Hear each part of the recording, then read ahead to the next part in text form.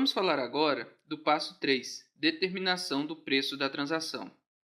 De acordo com a norma, o preço da transação é o valor da contraprestação a qual a entidade espera ter direito em troca da transferência dos bens ou serviços prometidos ao cliente, excluindo quantias cobradas em nome de terceiros, como por exemplo impostos sobre vendas. Apesar de parecer simples em uma primeira análise, a própria norma diz que a contraprestação prometida em um contrato com o cliente pode incluir valores fixos, valores variáveis ou ambos. Sendo assim, a norma diz que deve-se levar em consideração os efeitos de contraprestação variável, restrições à estimativa desta contraprestação variável, a existência de componente de financiamento significativo no contrato, contraprestação não monetária e contraprestação a pagar ao cliente. Vamos discorrer com a breve explicação sobre cada um desses itens. Em alguns casos, além do preço fixo definido no contrato, podem existir pagamentos cobrados do cliente por desempenho, pela entrega antecipada ou por outros fatores que interferem na entrega da obrigação de desempenho ou das obrigações de desempenho contidas no contrato.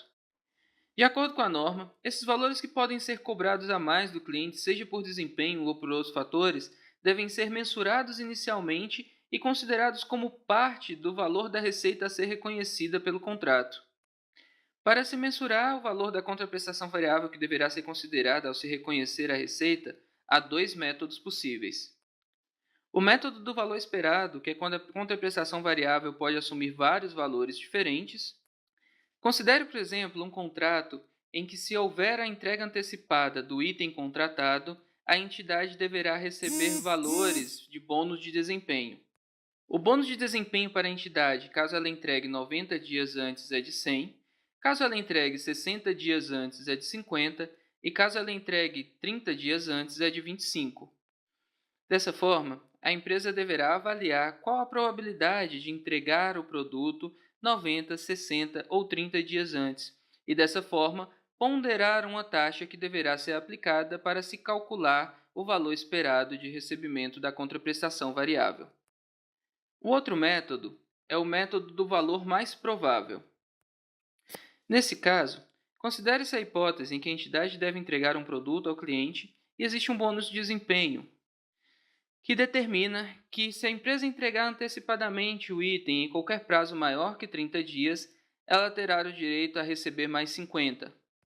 Nesse caso, a empresa tem um resultado binário, ou seja, tudo vai depender se ela consegue ou não entregar o produto em um prazo menor que 30 dias.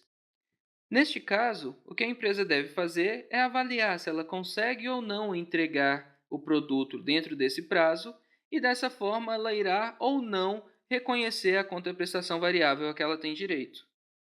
Quando houver uma contraprestação variável a ser recebida por um contrato, a empresa deve reavaliar periodicamente se a conclusão chegada com relação ao recebimento daquela contraprestação variável ainda é válida ou se uma nova estimativa deverá ser feita.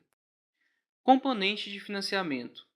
Um componente de financiamento existe quando a entidade está financiando o seu cliente ou o cliente está financiando a entidade.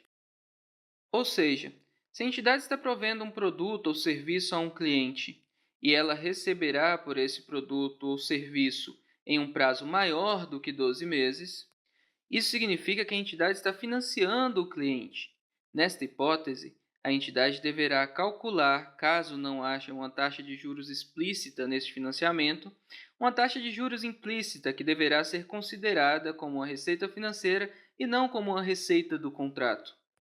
O oposto também é possível. Considere a hipótese em que o cliente adianta um valor à entidade um prazo de 12 meses antes da entidade começar a prover o produto ou serviço ao cliente. Essa hipótese evidencia que o cliente está financiando a entidade. Nesse caso, a entidade deverá calcular uma taxa de juros semelhante à taxa que ela teria caso ela precisasse captar recursos no mercado. Dessa forma, a empresa deverá reconhecer uma despesa de juros até que ela comece a executar o contrato.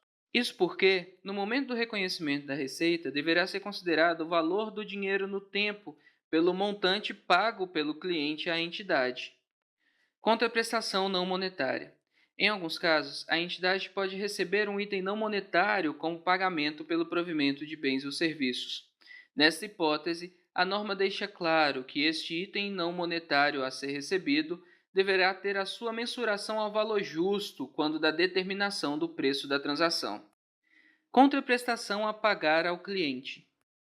Em alguns casos, a entidade pode prometer ao cliente algum tipo de contraprestação a ser paga, como, por exemplo, vouchers de desconto ou desconto por volumes. Nestes casos, se houver alguma contraprestação que a empresa prometer ao cliente como pagamento pela execução do contrato, este valor deve ser deduzido do valor a ser reconhecido como receita. Estes são os pontos de atenção com relação à determinação do preço da transação. Obrigado.